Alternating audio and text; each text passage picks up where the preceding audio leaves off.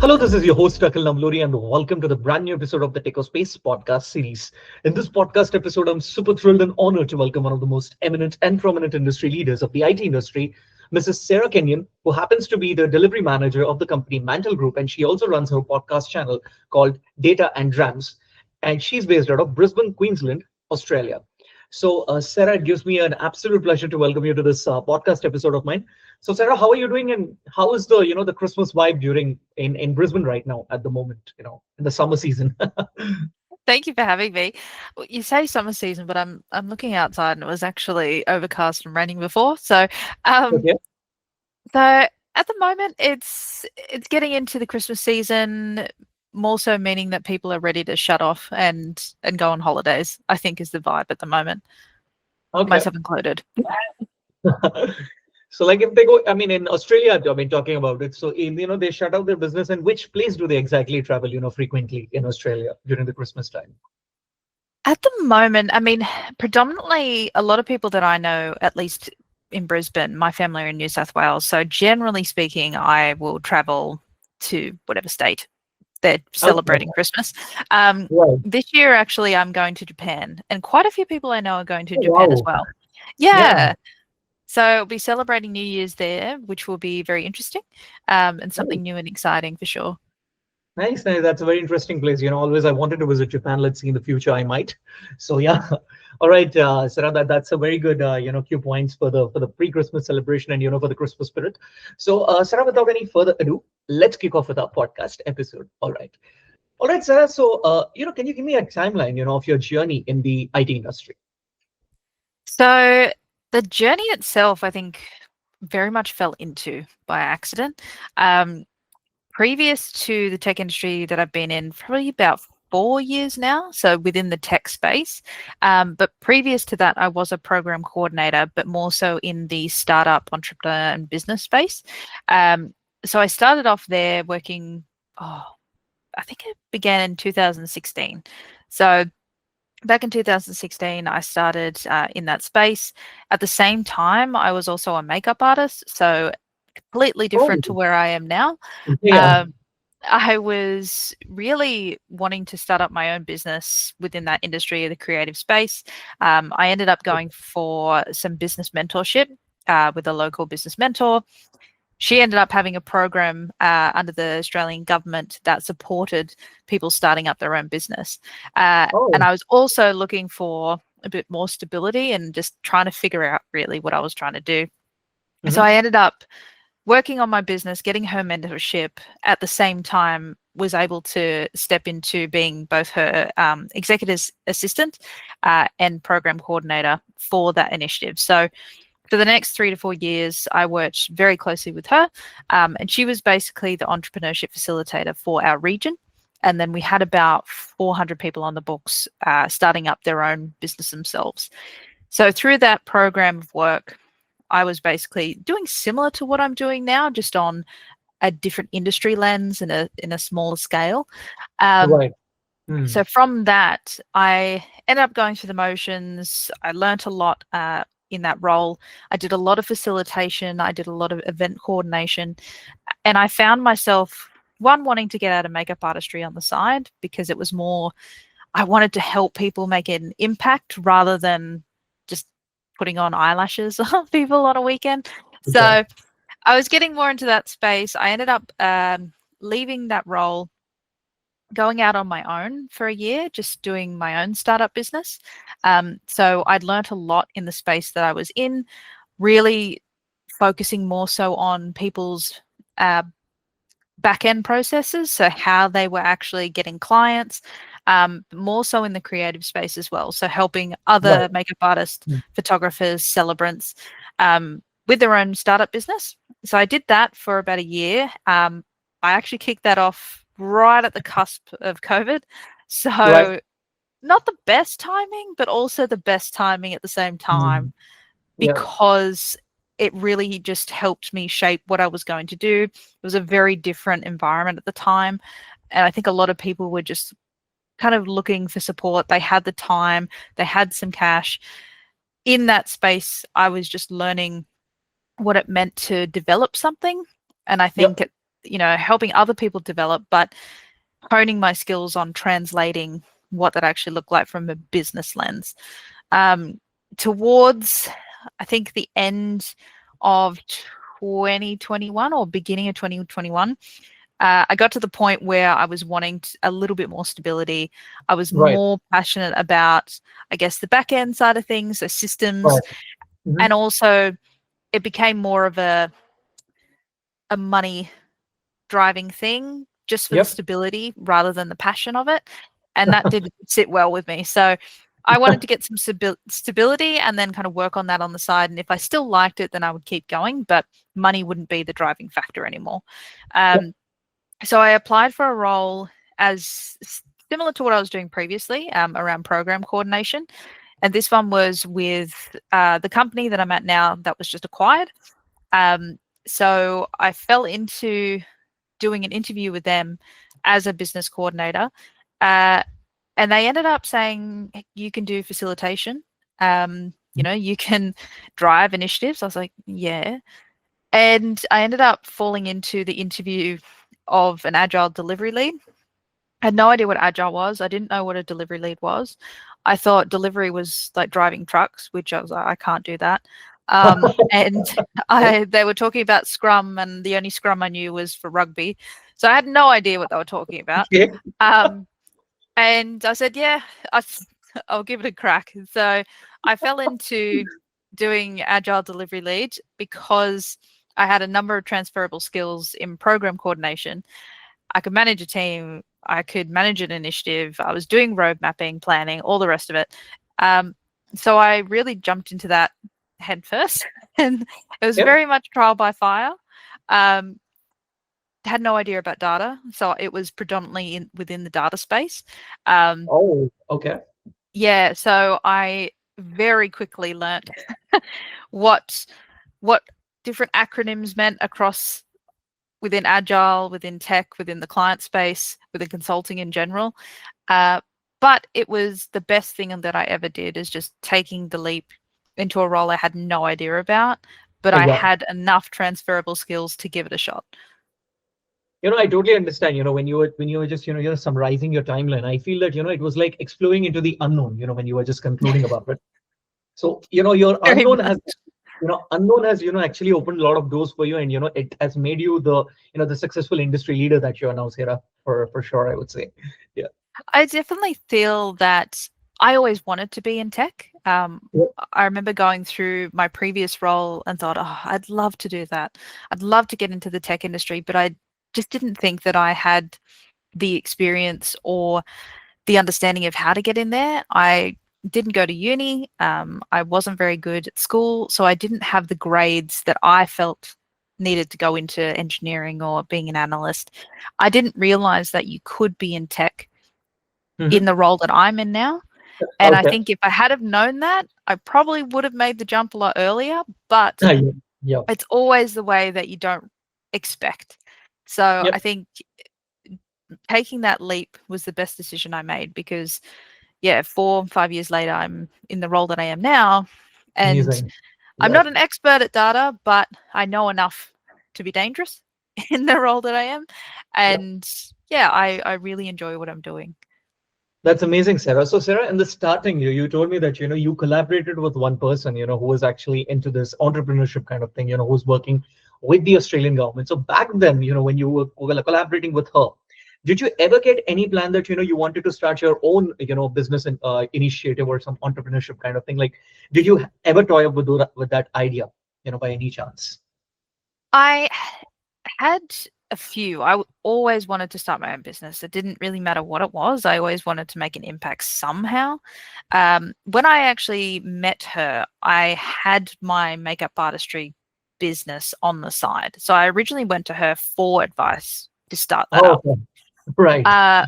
But very quickly, she was like, I have a position available. I said, I need a job. So it ended up that way, where I Right. was able to work with her, also getting guidance at the same time that I could run my Yeah. business on the side. But over time, as I said, I realized that I was more passionate about helping people in that business space, in that context, rather than doing it myself. Yep. So when I did go and make the leap, it was predominantly more in that creative space of helping people build their business plans, what they need to learn, their marketing, all of that kind of thing. I really, really enjoyed. I do feel that at some point I would like to have a product. I've Mm-hmm. dabbled in the service space for quite a while. I was also a virtual assistant for some time. I was working with a number of different clients. Again, on the side, I was doing multiple Oh, things, trying to figure right. out what I wanted to do. But at this point, I think a product would be really cool and something outside of me. So it has a brand of Mhm. its own, it has a banner, whether or not that's a technology product or something else. I think having that would be very, very fun. Amazing, Sarah. I'm pretty sure that you will be there, and you will start something of your own pretty soon. I think you have Probably to just one manifest day. that. It's all about manifestation nowadays. Oh, genuinely. Right. All right, Sarah. So, Sarah, now, you just gave me a complete timeline, but now going a little bit deep into, your roles and responsibilities. So, how would you like to, give an overview about, your roles and responsibilities of being the delivery manager for the company that you're working, which is Mantel Group? It depends on the project, but I think across the board, being a delivery manager is more just being a communicator. Predominantly, my role day to day is being the translator from tech to business. So, on a good day, I don't have to do too much. It's more so really supporting the team. They're the ones doing a lot of the good work, making sure that they're on track, removing any blockers they have. If they've got a PR open, who can review it? How can I close it? Is there anything else that they need from a stakeholder? Can I chase them up for them? So it's more so removing any impediment to make sure that the team are the ones being able to deliver the work. Yep. Ultimately, at the end of the day, a delivery manager is responsible for the delivery of the project. So I'm the one accountable to make sure that the team continues moving, that everyone's across what we're trying to do, and making sure that at the end of the day, the stakeholders get what they need. Yep. Yep. My day to day, as I said, changes depending on where we're at. Yep. Sometimes, it's just about checking in, a few meetings, doing some workshops, a lot of one-on-ones with the team. Sometimes if, there's a piece of work that's a little bit more complex, there's more domains involved, there may be that additional step of, okay, well, we need to do a bit of stakeholder management here. It's a lot of internal PR, making sure that everyone's talking to each other. It Yep. seems like a very trivial thing and Yeah. very simple, Yep. but it doesn't matter what technology you do, it doesn't matter what problem it is, people are the biggest hurdle in any project. And as soon as, well, making sure that they're a part of the equation in your planning and that communication piece, that is the most important. So a Right. lot of my time is spent Mhm. communicating and translating. Okay. Translating. So you mean to say that, translating the technical problems into real business ideologies, right? That's what you mean to say? Absolutely. Absolutely. So it could be a matter of, okay, let's take a showcase as an example. It might be my team saying, oh, we've just ingested this data, it's Right. pretty boring, or, especially when they're in it day to day. Yep. Whereas Yep. for me, I understand how critical that data is for that particular problem or that thing over here that the business wants to do. So if we're going into a showcase, rather than us saying, okay, we've ingested XYZ source, Hmm. great. Actually, we want to turn that into a narrative and be able to translate what does that mean for the Oh, right. business. Yeah. Yeah. So if we've ingested XYZ source, what does that mean? Does that mean now that we have real-time data? Does that mean that we have an extra source that supports a feature or a data science model that the Mm. team over here is looking to create something with? What does that Yeah. mean for the business, not what you've done? Because Exactly. it depends on the audience. If it's a really highly technical audience, they might absolutely want to know what's done because that may Yeah. impact them somewhere upstream. Exactly. Yeah. Most of the time, if you have a more business focused audience with key stakeholders. They are wanting to understand, what does this mean for me? Why is that important? And as soon as Yeah, you're able to translate that into their language, yeah, yeah. that's when you get Yeah. more buy-in. Exactly. I mean that's the right way of doing it, Sarah. Because there are two types of people in the IT industry. What I try to understand, the team that we are working with, they are technical, and the people that we are actually delivering the product, or let's say giving the deliverables, their business. So Mhm. there has to be a translation, and the translation has to be done in a form of storytelling. I believe that's what goes on, right? Yes, absolutely. So think of my role as the person in between and Okay. trying to take those, well, Yeah. depending which way. So you could take business requirements from someone, go to the team and say, this is what we need to deliver. Yeah. Once we've delivered that, we then need to translate it back to the business to say what we've done, how we've done it, and what this means now. That's amazing. That's pretty much insightful on that. Sarah, now Sarah, like being a delivery manager, what were the challenges that you have experienced till now in your current tenure? What challenges? Where do I start? No, um, I think, at least for my role specifically, there's a few things. One, I found it a little quite difficult when I first came in, especially because I didn't know the industry. I didn't really understand my role on paper. I understood the role because I was doing a lot of the role itself anyway. Those transferable skills I was doing. Yep. But in terms of what it is, that was a little bit different. I found it quite difficult trying to understand the different acronyms. So Hmm. understanding, say, some technical jargon, the Yeah. client jargon, and just general jargon. So there's often been times, I feel like it was maybe 2 years ago, I was writing our Jira tickets for our engineering team, and someone said something about Jason. And I was like, who is Jason? And why does he keep coming up? And it's those kind of things where I was like, I don't know who this is. But through a lot of trial and error, I was like, oh, okay, now I understand. But especially when you're in consulting, you're having to become an expert very quickly at that particular industry. And someone who is in a non-technical role coming in to try and deliver a different piece of work with a very different tech stack that they may not have had exposure to before. Yeah. Yeah. You've got, as an example, acronyms from Databricks or Snowflake or AWS. You've got all of those. Yes. Plus, you've also got client-based acronyms for their specific source systems or their data and their platforms. So trying to figure out which one's which, or what is just a general tech term, Yeah. that's been a big hurdle for me to overcome. Okay. I think the biggest thing is just not being embarrassed if you don't know, and just kind of calling it out like I did. I was like, I don't know who Jason is or why we keep secrets, but this is happening. So I think, yeah, not being afraid to ask the question, Yep. because there's always going to be something new.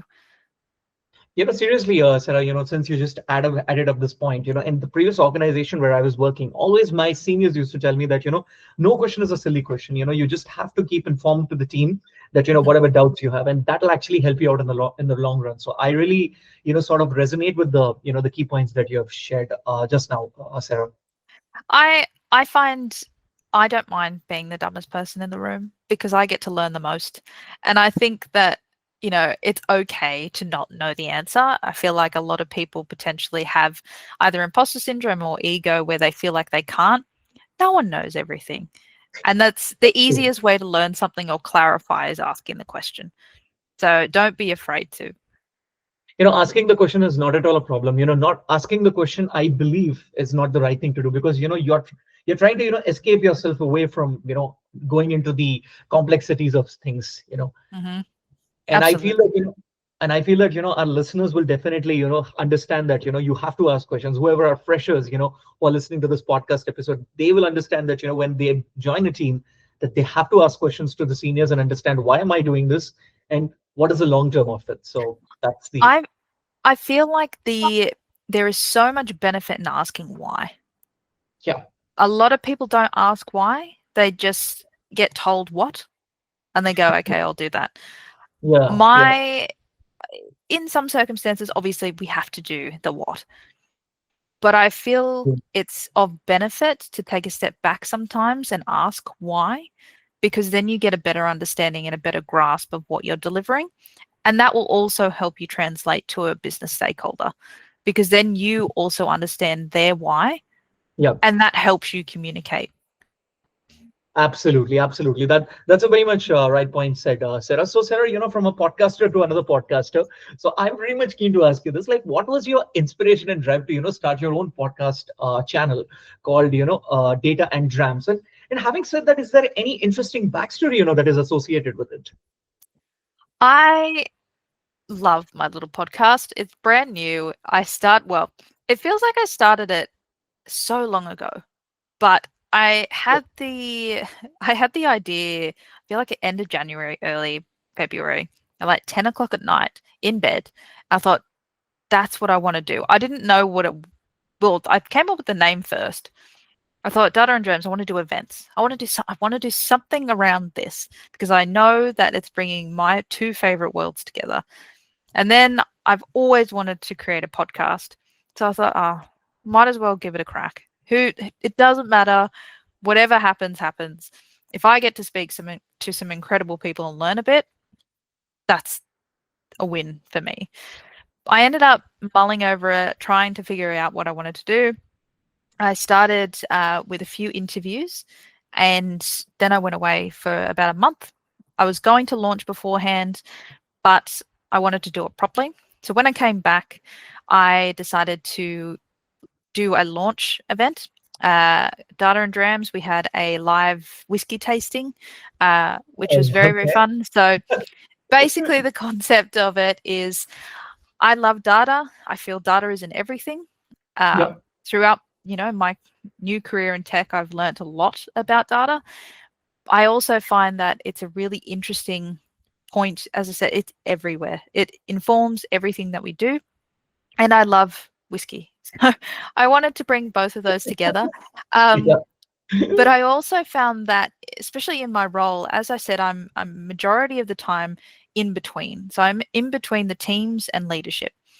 And often what I was finding is that my teams weren't privy to the conversations that I was having in some of those rooms where decisions are made about tech or data initiatives that are coming up. Yeah. So they were getting a secondhand version from myself.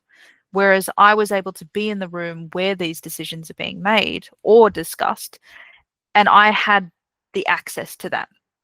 And often I was able to get a seat at the table, whereas they were hearing it later down the track from me. Through talking to them as well, I was hearing more and more from people that leaders or heads of or C-suite, they're untouchable, or there was some form of self-sabotage happening that they couldn't see themselves as that particular role or didn't know how to get there. And to me, I thought, oh, they're just other people. Like, I get to be in the room and God, no one knows what's going on. We're all trying to figure it out. So I wanted to really bring both of those parties together and bring the leaders to those who want a seat at the table and to share those insights and to share their career journeys, because they're not linear. A lot of the people that I've spoken to, like myself, have fallen into their role accidentally, or Yeah. there's not been a particular path, or they've thought there was going to be a linear path and it completely changed on them. So I wanted to create a space where they could hear directly from leaders, whether that's their leadership insights, data insights, or how their career formed. And then that way you have a seat at the table and you can hear directly from them.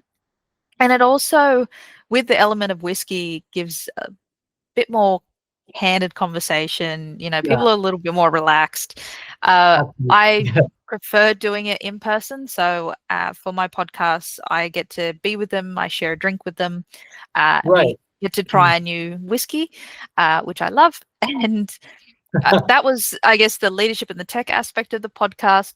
From a whiskey perspective, I always found that a lot of people either loved whiskey or you don't. And I feel like there's a bit of a barrier to entry there as well. Yeah. That a lot of Mm. people think that whiskey is like a cool person's drink or like a guy in The a elegant. boardroom kind of drink. And Yeah. it's just not the case. And I wanted to bring people on that journey as well as leadership in tech, but opening up the perspective around whiskey and offer them something new to try. And also, I guess, break down the barrier to entry in that space, especially for women as well. You know, you can have whiskey, you can try it out, you can have a cocktail with whiskey in it. So I just wanted to bring my two favorite worlds together and just to see if it resonated with anyone really. Right. That's a very interesting backstory, Sarah. So having said that, Sarah, did you ever get the thought, since you told, you're passionate about whiskey and, keeping the conversation candid. So away from that, did you ever think that, you wanted to create a POC, where you wanted to collect some data about, where whiskey is being produced and, what is the, creating an algorithm of it? Did you ever, get a thought since you're into the data space? Absolutely. Okay. Absolutely. I did go through the process of trying to find, I did find someone who created I think it was a Python script somewhere. Or was it SQL script? Someone's created a script somewhere that I found on GitHub, which is where they've basically scraped the internet to try and find as many whiskies as Okay. possible. Right. And I thought, okay, someone's got a database there. I want to do something with it.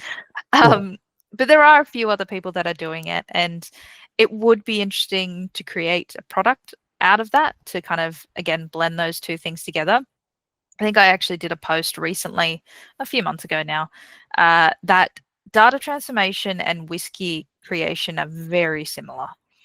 Um, Oh, okay. I'll share the post that I did, but it's very similar. I spent a month going through, I think there was about 6 or 7 distilleries I went to, and going through that process, the way that whiskey is made is so similar to ingesting and transforming raw data. Okay. Right. And I found it really interesting because what you think is a very different industry are so closely aligned that it blew me away. I was like, oh, that's actually very similar to we're grabbing, say a bronze data, ingesting Yeah. that, we're transforming it, we're then Exactly. implementing, doing something with it, and then you end up with a report. But in this case, you end up with a whiskey bottle. So it was just a really interesting way of, well, learning, I guess, or reinforcing a learning from the tech perspective into something that I actually loved, with whiskey. Yeah. Um, but yeah, I would love to do a proof of concept in that space. I think that's definitely my next little passion project. We'll see what happens. Fantastic. I mean, you'll definitely, achieve that, and for sure. So, Sarah, in the offline, you can share me that post, which you have written, because I'm also I'm in a data science student. So for me also, that would be pretty much insightful. And yes, I would love to look at that. I'll share that for sure. All right.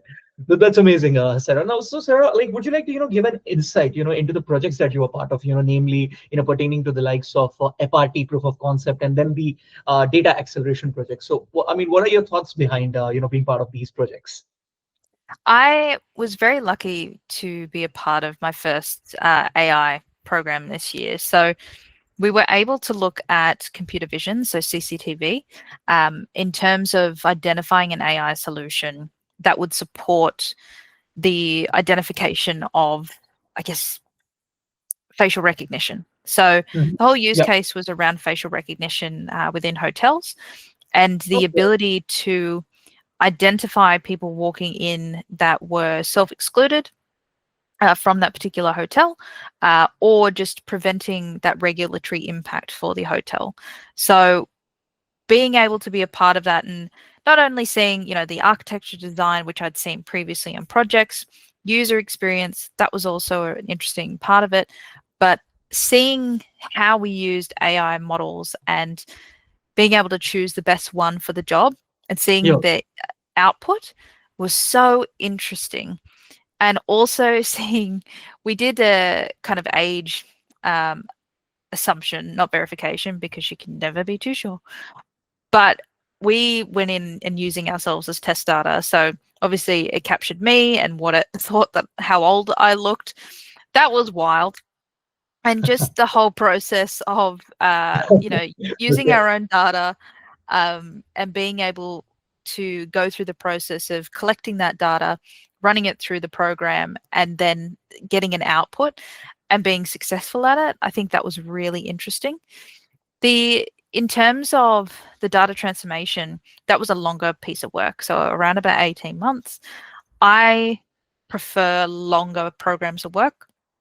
I love transformation. The ability to go from, I guess, greenfields, doing a discovery, all the way through to the end of being able to see everything we've done to an output, that is really exciting to me. Yeah. So through that data transformation, we basically were able to implement a platform. Um, from that platform, we then looked at the data that we needed to ingest. So taking Mm. it from the old platform into the new. So ingesting all of that data, transforming it, then building it into the data products we were needing. From that point, we then had another stream of work, which we were looking at the data science aspect. So what data science models did they want to create for predictive, especially this case, it was the wagering industry. So looking at, the different kinds of customers you wanted to target for a particular event. So we had that stream of work, but also using that data to then go into the app. So I was able to see from implementation, actually using that data and then being transformed in a way that I could see it being used for an app, a report, or some predictive modeling. I found that fascinating because a lot of Right. the time on the projects we're in, we only see the back end. So a previous data transformation I did, it was predominantly the back end. Again, a lot of source systems we were ingesting.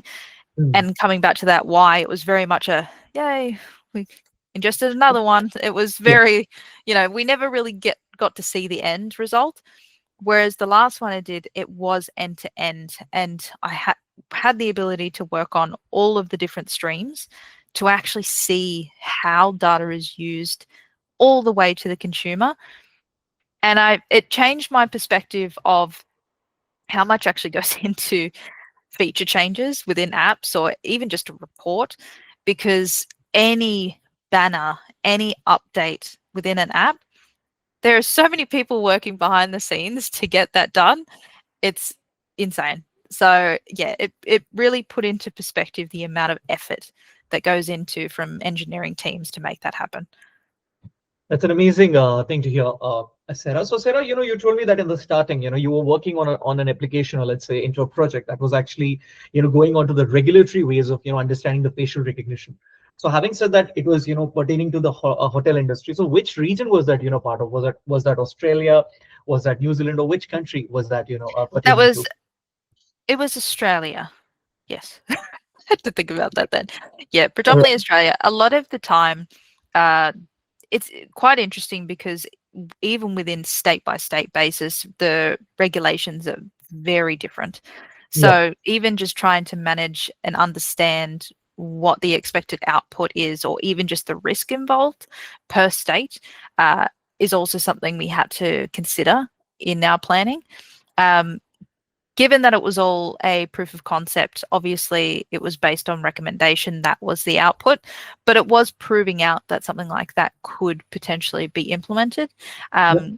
And I think a lot of companies now are looking to use computer vision in their Yeah. own retail spaces and for various different use cases. And I think it's definitely at a space where people are considering, one, what the benefit are, but also what the implications are around like security and risk as well. I feel, for security and risk, I think computer vision is a better thing to do because, I feel that's the best thing of AI, which is computer vision. Everything is Hmm. recorded and you can see everything that, such a person is there and he's able to identify, okay, this is a person. So I feel, such computer vision things can be even used in some crime related stuff, by the government. Absolutely. That's going to, set the edge for sure. Hmm. Absolutely. Yeah. All right then. Sarah, the other thing is, I mean, I was just actually very much, caught up, when I saw your LinkedIn profile, and there was a point where, you were literally, did the best of things. So I just wanted to ask you, like, what are the key initiatives, that were taken by you, in successfully delivering the multi-dollar projects, pertaining to the, likes of healthcare industry, education, retail, insurance, digital experience, and wavering. I mean, is there anything to add more into the list, Sarah? If it was there. I've there's been a fair few industries, and that is obviously a benefit of working in consulting is that you get a breadth and exposure to a lot of different industries. I feel like it's a great way to see what it is you like and a breadth of tools as well. When I first started, as I said, I didn't really know what my role was, but I was Yeah. dumped in there. But especially in healthcare, I think, again, you're working with very different data. I think each industry, their data is very unique to their domain. I found that wagering data is very interesting. Um, a lot of people obviously aren't fond of working in that industry. Whereas when you're working in obviously healthcare, again, a very different industry as well. A lot more with, I think, yeah, healthcare, education. There's very different projects that I've been part of. When I first started, we did, I think it was healthcare. We did working with patient data. So there was a lot more regulatory impact there, working with a patient data dashboard to provide those insights. That was very interesting. And then going into insurance, predominantly in that space, I was working on the back end, as I said. Yeah. I think that especially in the insurance industries, superannuation, that kind of space, they are working on a lot of legacy systems. So a lot of it is older. They You'll see quite a lot of data transformation programs in that space because they're wanting to move to the new tooling, the new warehouses. That was quite interesting to see, especially seeing data that had been there since the 80s and just trying to Mm. watch the team make sense of how to transform this into the new space. Mhm. So I feel like each industry had its own challenges and its own insights to support my own growth. I really enjoyed working in uh, the education space. So I did do another proof of concept, and that was working out students at risk of failure. So that was very interesting. Again, an early, I guess, insight into predictive modeling. So that was my first taste of it. And from there, it very much quickly, in like a year or two, changed from data science to AI, where we were already doing it. It just Yep. had a different label on it.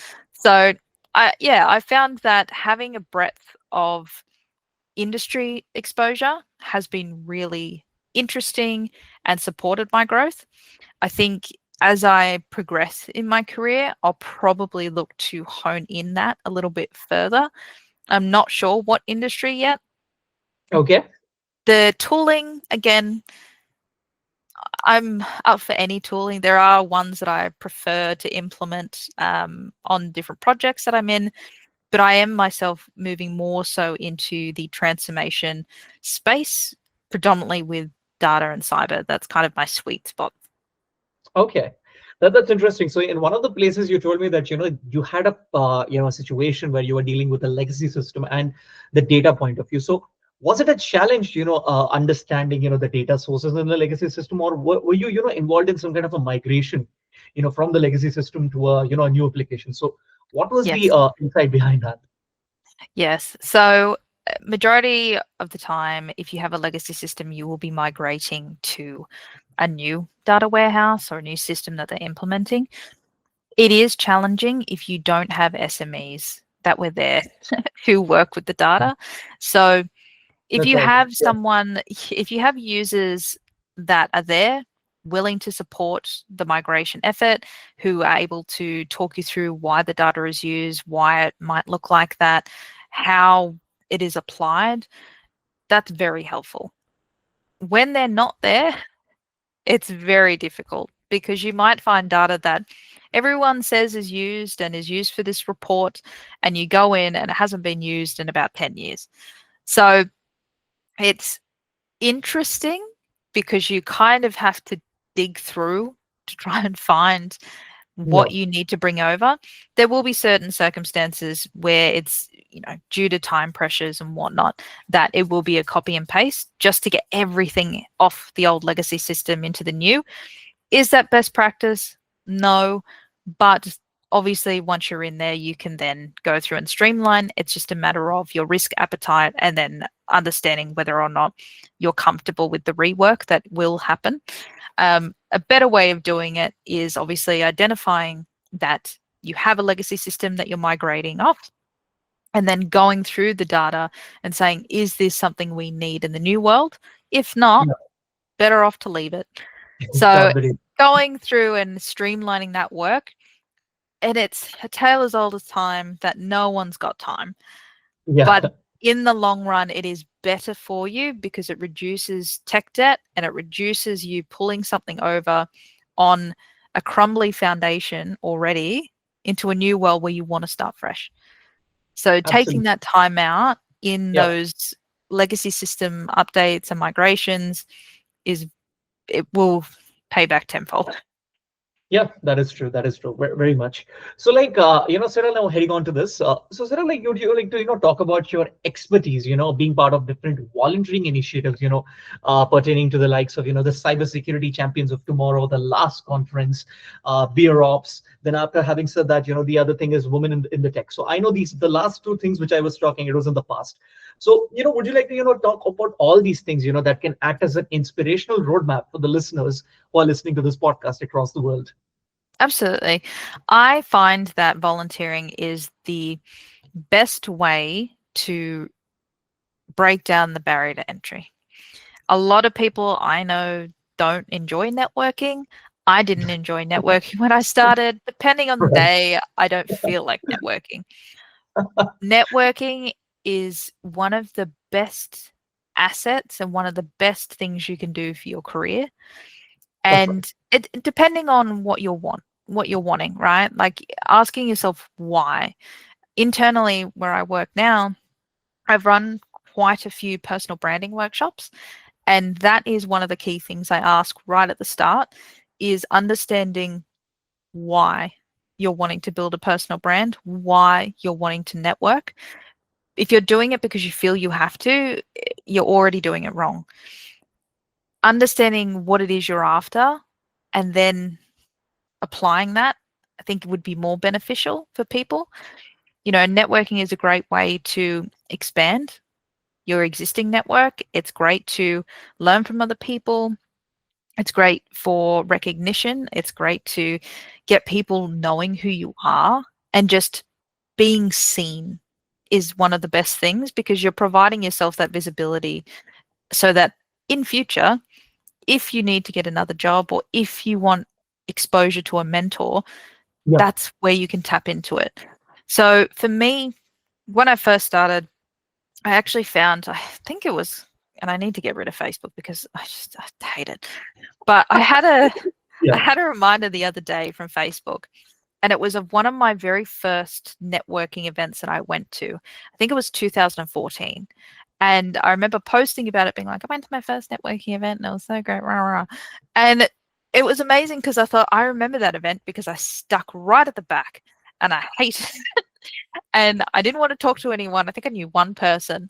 And it was just, I didn't get much out of it. I don't remember meeting anyone. I didn't have a plan. I was like, I'm just going to go to this thing. And I'm glad I did because I threw myself into the deep end. And once I got the first event out of the way, then I went to a whole bunch of others. I think it's good to throw yourself in the deep end in that situation to get it out of your system because sometimes you kind of have to. Now, though, I don't have a problem with networking. I can compartmentalize it. I know it's going to help me. I know I'm going to meet a bunch of people. But I think having it in your mind that you are probably not going to meet anyone there other than maybe a handful of people, or you're Okay. not going to make genuine connections. You're probably going to meet 1 to 2 people, 5 people max, and have an actual conversation with if you go to a networking event. A lot of the time, I see articles and you go, here's, all these ways to meet 10 people at your next networking event, what to say to them. I don't know if you're doing like a speed dating kind of structure, but that's just not happening. A lot of people are in the same boat and they're hanging out by the charcuterie board and they don't want to be there either. So the best way that I found to kind of get over those nerves and get myself visible in a way that I didn't have to go to all of the different networking events and try and make at least 5 connections every time was volunteering, because volunteering breaks down that barrier so that, one, you're meeting the organizer, who is pretty much the gatekeeper of all of the connections. They're the ones who Yep. do the invites. They're the ones who manage the speakers. They're the ones doing all of the things behind the scenes. You're also getting to meet the speakers. If you're a volunteer, you get access to them. You're also getting access to the other volunteers. Immediately, you're doubling who you may have met just going by yourself. And you know that you will have a more genuine connection with those people because you've got something in common already. You're meeting those people. You're also providing visibility in your own portfolio to say, yeah, I am part of this organization. I did help this. You can also put it on your resume. And I think it's just a really good way to expand your network without having to do all of that extra stuff that no one really enjoys doing.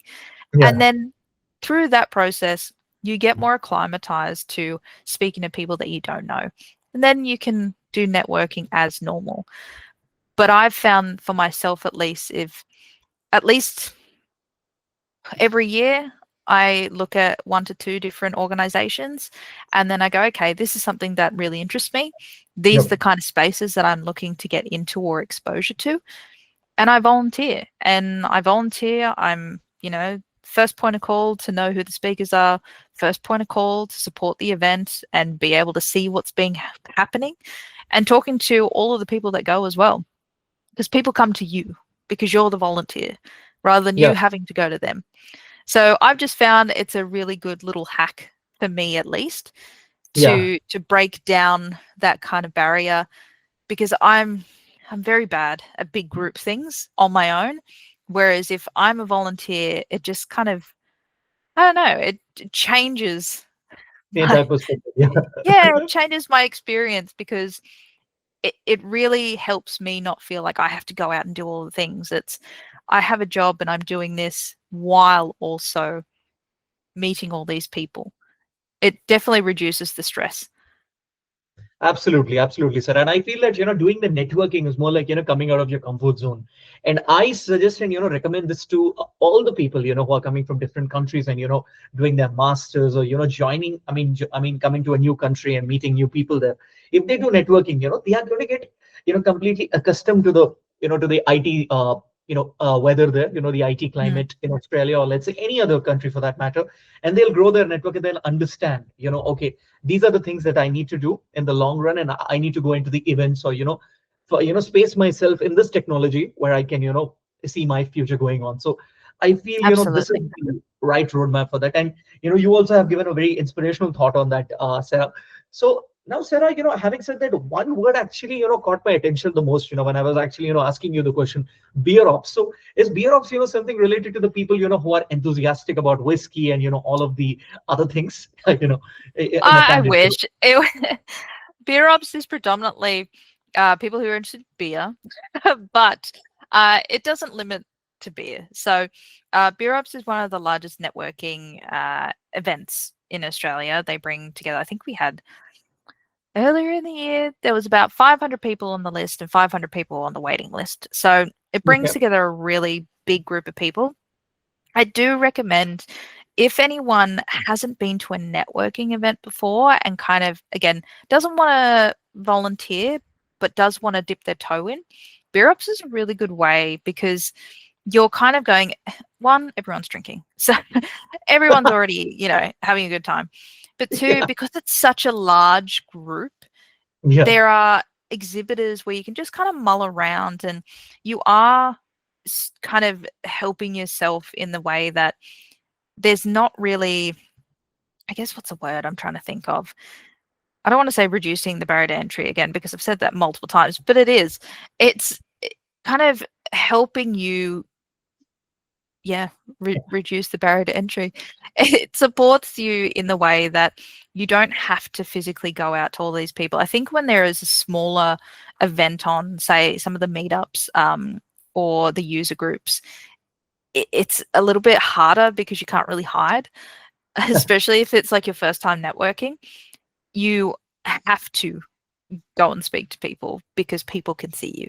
Whereas at beer ups, because there's so many people, you do have the ability to kind of just see what it is, see the kind of people that are attending, what they're looking for, listen to insights, kind of join a group and see what they're talking about. It just kind of supports that a little bit more. Again, another way Yeah. that people can get in without it being so, an affront going to those smaller groups. I think beer ops is a really good entry. That's amazing, Sarah. So, Sarah, we just talked a lot about, your timeline of your journey, but now in your timeline also there might be some interesting, success stories and anecdotes. So, having said that, Sarah, are there any interesting anecdotes and success stories, that you would like to, share in this podcast episode, which you have experienced till now in your entire IT journey? Um, for me, I think my biggest takeaway, and I've spoken on some panels before about this, is I never thought that I could get into tech. I never thought that it was an option for me. And I think coming out of it now, knowing what I do, is tech can be for anyone. And it doesn't matter if you have a degree or not. If you have transferable skills from completely different industry, they're Hmm. applicable to the role that you might want. And it may not be highly technical. If you do want to go into a technical role, there's always bridge courses. There always are grad or internships open for people who might want to change their career, but also for people who, like me in the role that I am, it's more so about people and communication. And I would challenge anyone who does want to get into tech but may not feel like they have the portfolio that people are asking for to look at what skills you already have, and you would be surprised that those skills are 100% transferable. And I would say not to limit yourself through those because you never know where it might lead. Yeah. That's an interesting aspect, and I feel that in tech, the other thing that is more important is as far as I've been in the tech industry for the past 4 years now, and I feel that that's the willingness to learn more. You know, if you Absolutely. come across any new technology, like why is this technology? What is it interesting about? And I feel that if you have to explain it to your peers, you can explain about the technology in a storytelling way, and I think that'll catch their attention more. So that's one aspect Oh, where I look at. absolutely. I've said to my developers before, if you can explain it to me, our stakeholders will understand. If I Mhm. don't understand, they're not going to get it. Yeah. So I would challenge anyone in the tech space that, if especially if you're looking to grow into that, leadership role or senior leadership, because it's absolutely fine for, developers who want to just kind of stick to the technical route, because I need you in my team because I know you're an expert at what you do. If you're wanting to get into that space where it's more, leadership insights, the business understanding, I would definitely challenge you to practice storytelling and narrative when you're trying to translate from technical to business, because I find that that skill itself is often underrated, and a skill that I honestly underrated myself because I felt that it came quite intuitively to a lot of people.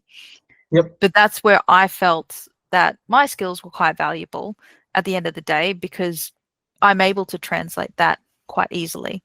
So if you can break down a technical concept in a way that a business stakeholder will understand why, what does that mean for me? And what are the next steps? And do you need anything from me? That will help you tenfold. And that also helps me in my job because I don't have to do as much translating.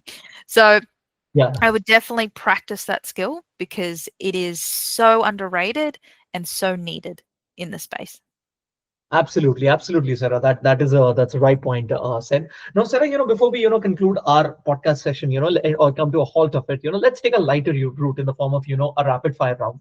So all this while, I was completely bombarding you with the questions of your journey about the data space, about your podcast channel, and about your take on being a delivery manager and all of that. So this time we're going to go to a very lighter route, in the form of a rapid fire round where we will just be talking about your likes and interest and nothing Okay. technical. Okay. So, Sarah, are you ready with the first question of the rapid fire round then? I think. I think I am. Go. Okay, then. All right. Sarah, since you're based in Australia, what is your favorite sports team, that you always like to support and, who that you have been supporting since start? Oh man, my favorite sports team. Can I I have to be honest, I don't follow any. I Okay. don't follow any sport. However, in saying that, I grew up in Newcastle, so everyone was a fan of either the Newcastle Jets or the Newcastle Knights. Again, I didn't follow it. I will always follow the Origin, and I will always go for Queensland against my mother's wishes. Um, my the sports that I'm getting into more so are actually baseball and ice hockey. Uh, Oh, interesting. Yeah. yeah, so I'm really interested. I've actually just found last week that Brisbane has a baseball team. So I'm pretty keen to go and see them play next year. I think I've missed the last two, but I'm pretty keen to get more, yeah, be more involved in the sporting space in Brisbane for sure. All right. That's interesting. That's never heard of, baseball, Brisbane having a baseball team, but No, did I? but I've heard, Brisbane, I mean, it's pretty much known, because I come from India and we are like mad about cricket. So we Yeah, know that, Brisbane has a huge cricket stadium and a good, a great big cricket team in the Big Bash League, which is almost like, I I have gone to the BBL twice in the past 2 years. I have gone. I do like the BBL because it's quick and it's a good time and I yeah. can handle it. I can't handle the day tests. It's sorry, it's not something I No, can do. no worries, no worries. I totally understand everyone has their opinion, and yeah, there's nothing wrong in that. And baseball is an interesting sport, but I feel baseball is like a crossover. I feel baseball is like a far cousin, a foreign cousin of cricket, because I Yes, feel there is some similarity, 40% similarity, but the other is so oblivious and. it is. It is very similar in that respect. All right. So, Sarah, like, what is your favorite hobby? In your pastime, or let's say, what's your favorite pastime for that matter? Oh, my favorite pastime or hobby. I man, I mean, reading is that a hobby? I don't know. It is a I hobby. You can count I that. love going to museums. My Okay. favorite thing is going to museums. I grew up always wanting to be an archaeologist or a paleontologist. So anytime I can go to the museum, I'm in my happy place. Right. So, since you talked about museums, so which museum, actually, struck you the most, that you were so totally in awe seeing that? Actually, the museum in Brisbane, um, I think it's called the Carippa Museum. I'm going to butcher that name. But there's actually a there's a dinosaur there that I visited when I was really little, when I didn't live in Brisbane. And when I moved here, I went to the museum, had no idea that it would still be there. And I have a photo in front of it, and I go there every now and again just to chill out in front of the dinosaur. That's nice. That's an interesting choice. I think, it's like more like a Jurassic Park kind of a theme or something like that. Yeah, it's like the dinosaur scene. So I go in there and I just chill out. I think it's probably a nostalgia thing of going in there, and it's completely separate to anything I do at work or even on the podcast. It's just a completely different world. So I think when I go there, I'm just very relaxed because it's Okay. like all I'm looking at are just dinosaur bones. It's great. That's pretty much interesting. So, Sarah, since I come from India and I'm a person of the Indian origin, so I'm keen to ask you this: like, what is your favorite Indian food that you always like to try? That I've always wanted to try. Always you like to try, or you want to try, and anything of that. Okay, so there is a movie, a Bollywood movie that I watched. I love Okay. Bollywood movies. Um, Really? Okay. yes, I I grew up on them. My dad loved watching world movies, so I watched a ton Oh, of Bollywood movies. that's, Um, that's nice. I really want to on my on my 2026 vision board is actually to learn Hindi. That's a side thing that I'm Nice. very interested. Um, there is so in a movie called Dancing Dirty, it's a it's got oh god, I've forgotten his name now. But it's Dancing Dirty and they have this this fried, I don't know, savory kind of shell and you can put like chutneys and peas and potato in there and there's I a, know a that. pea sauce that you can dip it in. I know what that is. It is called pani puri. Yes. Oh, I have always wanted to try that. And then the That's other one yeah. is I think it's called paneer pukur. It's like Yeah, the fried cheese with the like the chili paste inside. yeah, that is paneer pakoda. Oh, delicious. Okay. I could have so many of So, them. so what Bollywood movies did you watch? I mean, I'm like literally, keen to ask you like more. Oh, of course. So my favorite growing up was Lagan. I think that was one of the Oh, very first Bollywood movies I watched. Um, oh God, now I've blanked. There was that one. There was Kushna Kaho was also one of the first ones I watched. okay. Three Idiots. Love Three Idiots. Yeah. Yes, Yeah, yes. I love Amir Khan. Amir Khan is probably one of my favorite actors. Amir Khan, Um, okay. yeah. Yeah. There was also one Mangal Pandey. Mangal I Pandey, loved yeah. the more historical Yeah, yeah. movies. They were really, really cool. And then I started getting into I haven't watched any of the Dooms. That's been on my list for ages. Um, what was the other one? I did watch one recently where it's got the Desi Girl song in it. Yeah, that's a different type of movie, Dostana. Yes, totally different. I watched Yeah. that recently with a friend. Um, but more of the historical ones I'm really Yeah. into. And there was one more, and I've forgotten it. There's another actor. Oh, it'll come to me, and I'll think of it. But yeah, I love them. I went That's to when I went to Europe, I actually went somewhere in France. It was very strange. Somewhere in France, and there okay. was a DVD store, and it was selling all Bollywood movies. France. and Okay. it was very strange, and I thought I've hit the jackpot here, and I ended up bringing back about 30 DVDs. 30 Yep, DVDs. yep, Seriously. yep. I remembered it. It was Jada Akbar. Jodh Akbar, yeah, yeah. Yeah, That's a I, very good movie again. I Yeah. love that movie. Yes.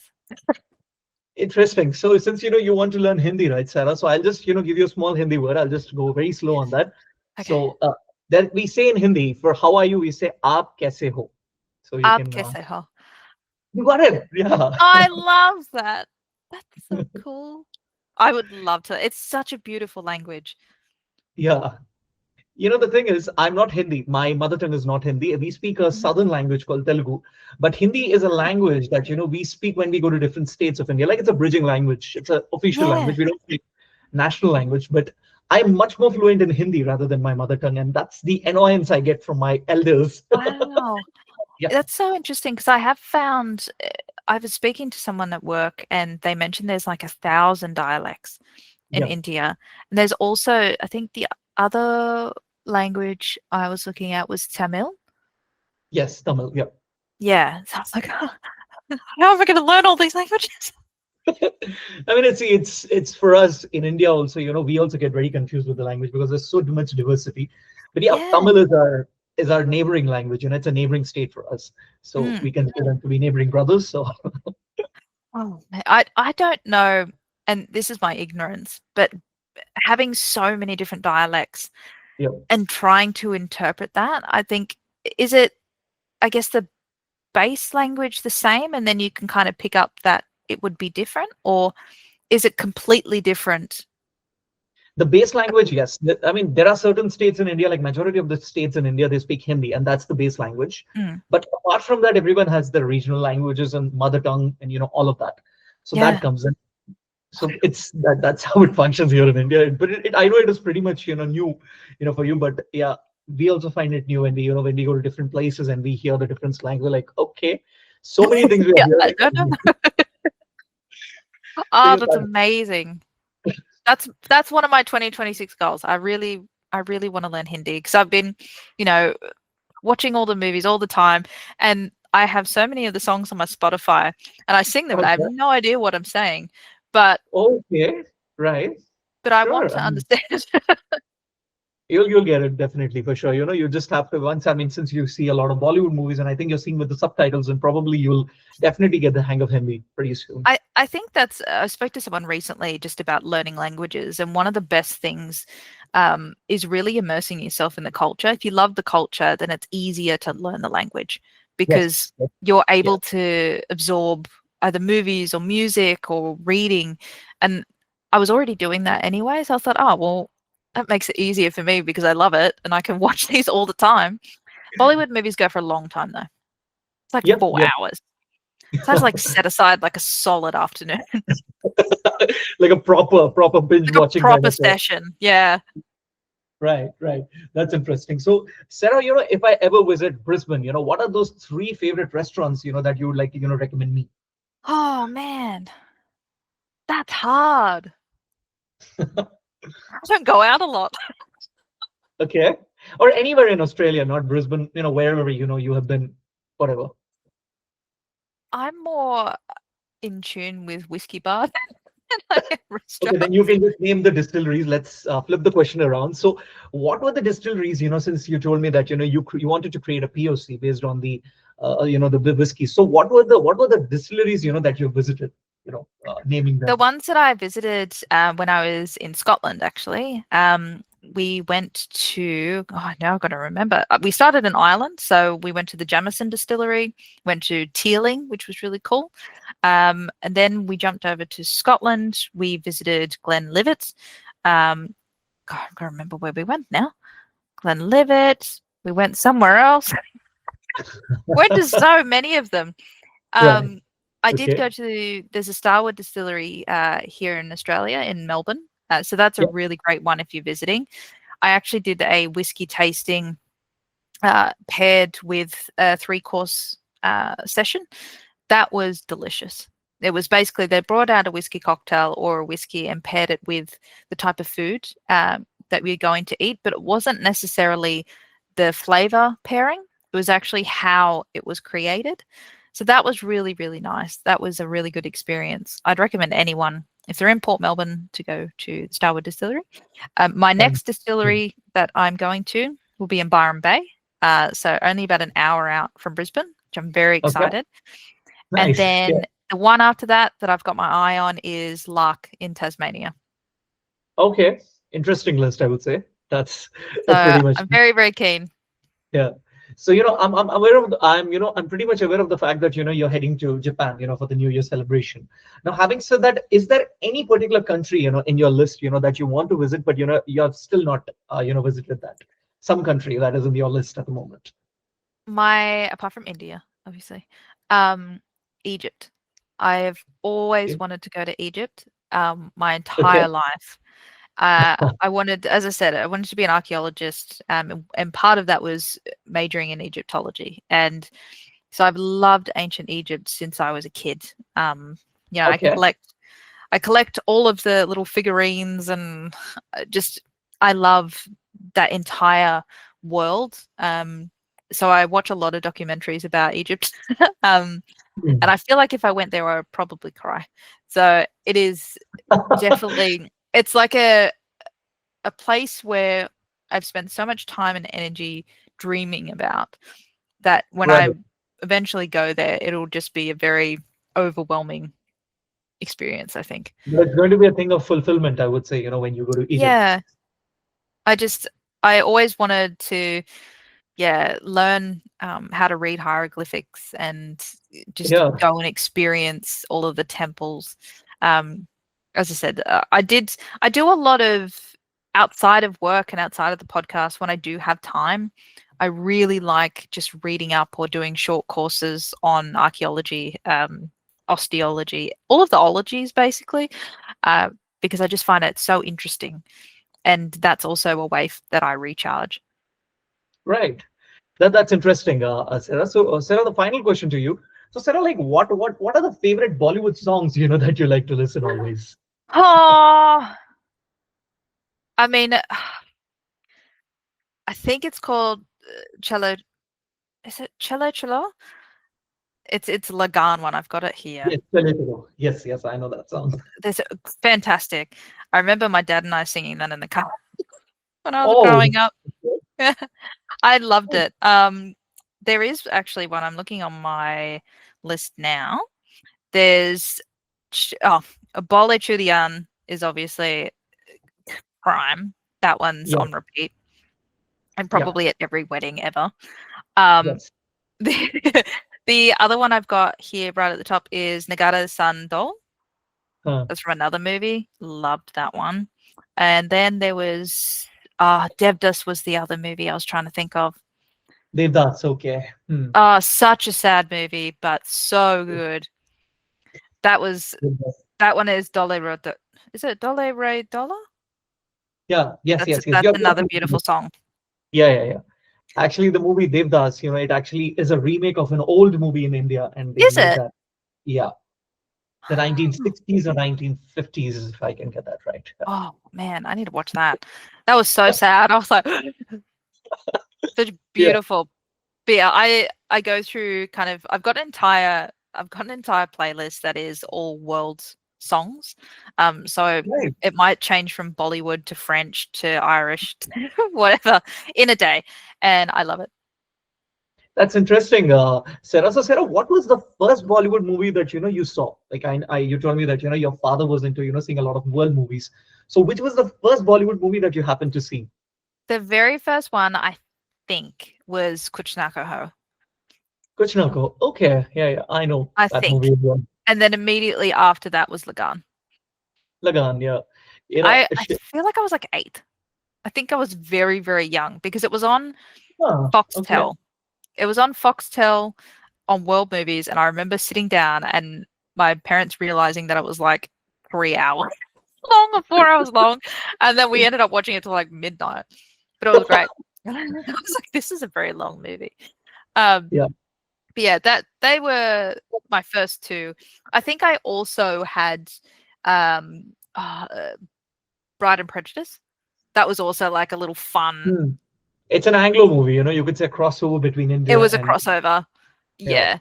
So I thought, oh, that was fun, but it wasn't didn't hit the sweet spot for me. Right. So then I Hmm. went straight back to That's Hollywood. right. Yeah. It's not like an Indian movie, to be honest. Yeah. No, I think it's like an entry.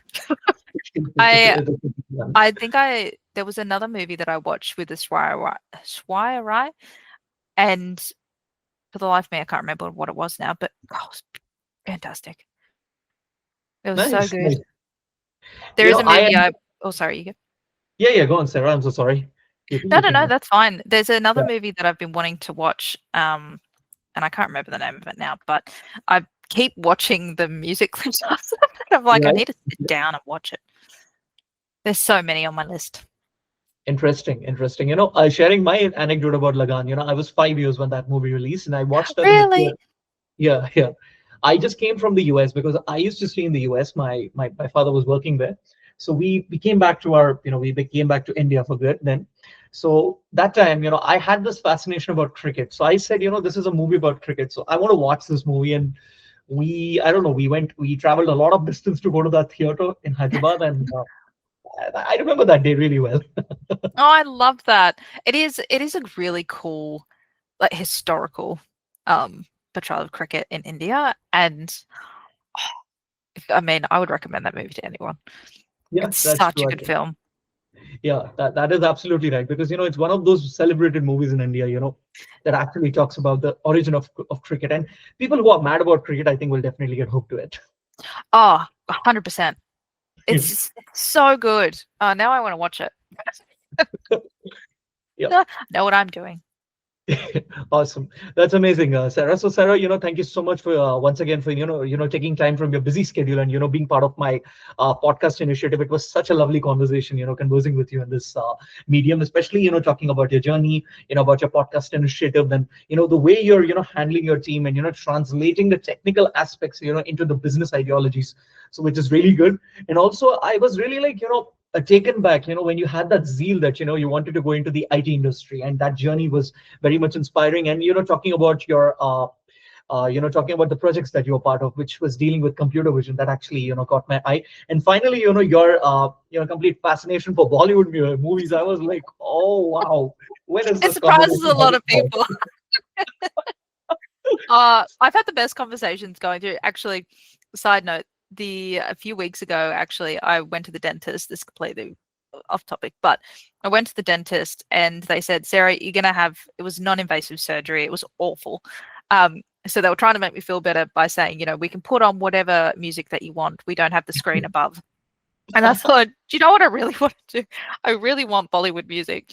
And they were beautiful. They were both from India. And they were like, Sarah, this is the best day of our entire year. So they ended up moving the screen in front of me. And we were all just like dancing to Bollywood music while I was just undergoing this surgery on my teeth. Oh And my it made it God. better. It made it better, I have to say. I really Yeah. appreciated them doing that. I think you didn't go through the pain. You were just involved into the songs, and you I didn't was even just care like, about what was the pain that you were going through. it was like early 2000s kind of Bollywood. So I was just like, let's just put Yeah, something on that's going to be just so fun. I don't have yeah, to think about what's happening. amazing. That's pretty much interesting, Sarah. So yeah, Sarah. So it was a lovely conversation. So thank you so much. And I mean, we can. I mean, probably if I come to Brisbane, we should catch up soon. And 100%. definitely, yeah, Absolutely. Thank you so much for having me. yeah. Thank you, It's been Sarah. a So pleasure. yeah, yeah, absolutely, absolutely, it was. So, listeners, on this note, this is your host Akhil Lavluri signing off. We would be back with another podcast episode with another eminent industry leader very soon. Till then, keep listening. Goodbye, stay tuned, and au revoir. Thank you.